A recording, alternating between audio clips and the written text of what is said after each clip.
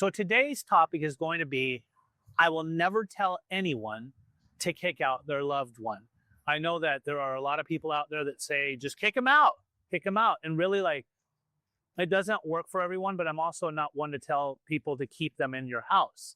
See, boundary building comes in many different ways and forms. If you have a loved one that's living in your house and actively using, and you continue to keep on keeping them there without building a boundary or without giving them some kind of conditions, most likely they're probably not going to get better, especially if they're not paying rent, especially if they are being harbored there and they're in active addiction or alcoholism, especially if you're an adult child. I hear this term a lot. It was a pretty interesting one. An adult child is basically the child that you were raising and now they've become an adult and they're still somewhat acting like a child, but also they're in active addiction or alcoholism. So when I say that I never tell anybody else to kick anyone out, I don't. I won't say it because as an interventionist, I want to make sure that ethically I'm not putting false information out there that could work against me later on. I don't want people to blame me for saying that I told them to kick them out, but I have no problem saying that if it was my loved one and they weren't following the rules of my life or wanted to have a place in my life, I definitely wouldn't let them